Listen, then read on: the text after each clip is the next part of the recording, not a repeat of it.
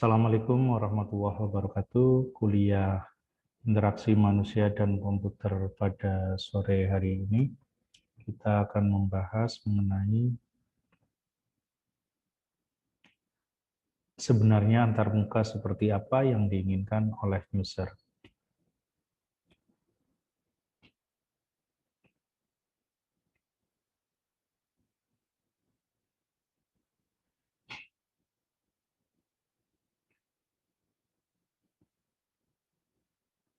Antarmuka manusia dan komputer. Antarmuka komputer harus user friendly, yaitu ramah dengan pengguna. Itu antarmuka yang bagus, mudah dioperasikan, mudah dipelajari, pengguna merasa senang menggunakan software tersebut. Jenis antarmuka komputer, antarmuka berbasis teks, antarmuka berbasis grafis atau GUI, Graphical User Interface, antarmuka berbasis web, antarmuka berbasis mobile, paradigma dan prinsip IMK. Mengapa studi paradigma? Masalah daya guna interaksi, bagaimana bisa interaktif, sistem dapat dikembangkan untuk memastikan kegunaannya. Bagaimana kemudian interaktif sistem dapat dibuktikan atau diukur. Secara interaktif desain sistem menyediakan paradigma untuk digunakan sebagai desain. Memahami sejarah HCE sebagai besar adalah tentang memahami serangkaian pergeseran paradigma. Tidak semua yang tercantum di sini berarti pergeseran paradigma, tapi setidaknya mendekati. Sejarah akan menilai mana yang benar akan bergeser. Paradigma interaksi. Teknologi komputasi baru menciptakan persepsi baru dari hubungan manusia dengan komputer. Kita dapat menelusuri beberapa pergeseran dalam sejarah teknologi interaktif. Paradigma awal adalah pair processing. Paradigma awal.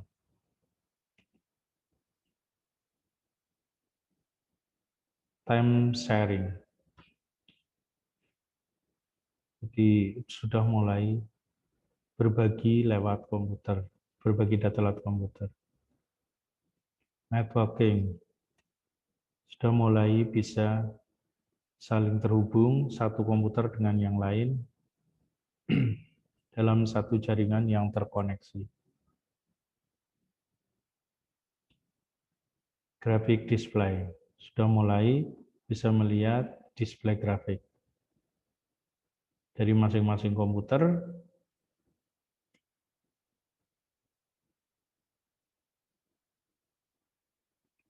Mikroprosesor, personal komputer. Nah, sudah mulai dengan internet, jadi bisa akses dari mana aja seperti dunia ada di genggaman kita. Ubiquitous computing, sebuah simbiosis dunia fisik dan elektronik dalam pelayanan kegiatan sehari-hari.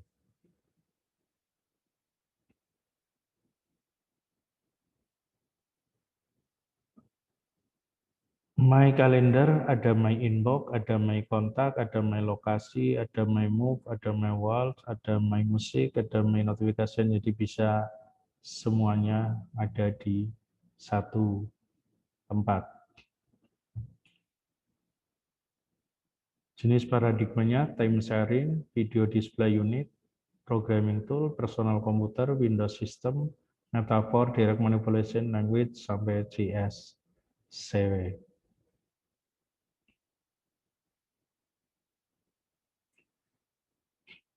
Nah, sekarang kita bisa melakukan apa aja hanya dengan melihat satu monitor. Ya, misalnya JIS client. Jadi pakai Geography Information System client. Nah, kita bisa mengakses dari ujung manapun dengan hanya melihat dari monitor kita.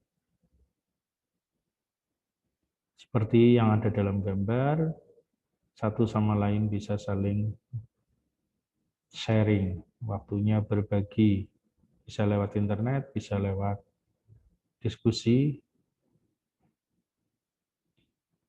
Dapat memvisualisasikan manipulasi informasi yang sama dalam representasi yang berbeda. Mampu memvisualisasikan abstraksi data. Jadi abstraksi data bisa divisualisasikan menjadi sebuah laporan dan sebagainya. Seperti CCTV yang ada atau video display yang ada di CCTV mall, CCTV pengawas-pengawas yang lain, monitor-monitor yang lain. Video display unit. Nah, bisa dari HP kita. Programming toolkit, alat bantu pemrograman yang memungkinkan pemrogram untuk meningkatkan produktivitas. Dia bisa mengendalikan objek yang kita punya. Programming toolkit. Nah, jadi bisa bikin atau edit suara atau memfilter suara. Mesin berukuran kecil yang powerful yang dirancang untuk pengguna tunggal. Jadi kita pakai satu laptop tapi digerakkan dari laptop itu. The second menu painter memungkinkan user untuk berdialog atau berinteraksi dengan komputer dalam berbagai aktivitas dan topik yang berbeda. Ada Wim M. First. Ada beberapa gambar contoh. Metaphor, komputasi yang berkaitan dengan dunia nyata sebagai kegiatan teknik mengajar yang efektif. Spreadsheet adalah metafor daya akuntansi, financial modeling, method adalah metafor dari mesin tik. Gambar-gambar contohnya agak kurang jelas. Ini spreadsheet. Ini direct basic. See is what you get. Ini ada beberapa manipulasi gambar bisa diedit, ini zaman dulu. So diedit, manipulasi bisa bikin atau ganti luaran ban.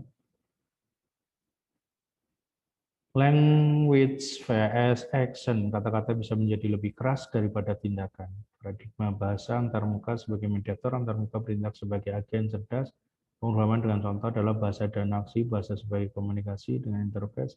Dilakukan interface untuk melaksanakan perintah. Language vs action. Hypertext, penyimpanan informasi dalam format nonlinear yang memungkinkan akses atau browsing secara nonlinear atau random. Bertag pakai tag. Hanya normal tag.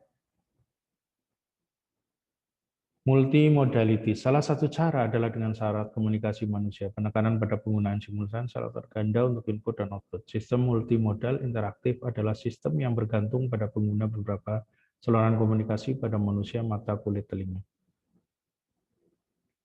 Bisa mikrofon, bisa display monitor, bisa video kamera. Ini alat-alat zaman dulu, ada speech recognition, ada alunan suara. Multimodality, main process, integration and decision, bisa Anda lihat mulai dari mikrofon sampai dengan kamera, sampai dengan tracking muka untuk integrasi dan keputusan decision. Jadi sekarang misalnya absen bisa lewat mata, absen bisa lewat muka, absen bisa lewat suara, absen bisa lewat tangan, dan sebagainya. Multimodality, ini alat-alat multimedia yang bagus. Computer Spot, Corporate Walk, CS, CW. Menghilangkan bias dari satu user, sistem komputer tunggal tidak dapat lagi mengabaikan aspek-aspek sosial. Surat elektronik adalah kebersihan yang paling menonjol. Ini contoh-contohnya sangat bagus sekali. Prinsip yang mempengaruhi daya guna. Learnability, kemudahan yang memungkinkan user baru berinteraksi secara efektif dan dapat mencapai performa yang maksimal. Fleksibel, menyediakan banyak cara bagi user dan sistem untuk bertukar informasi. Robustness, tingkat dukungan yang diberikan agar user dapat menentukan berhasilan ataupun tujuan goal yang diinginkan. Jadi prinsip yang mengurai daya guna yaitu learnability, flexibility, robustness.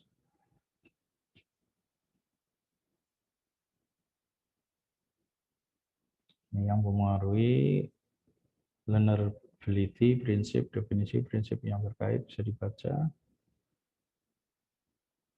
Yang mengenai tentang fleksibilitas, robustness.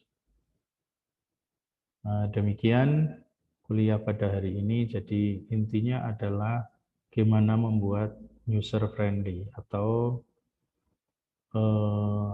enak semuanya atau ramah dengan pengguna.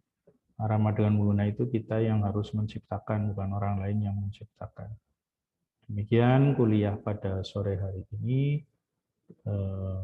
Materi kami ambil dari sumber online.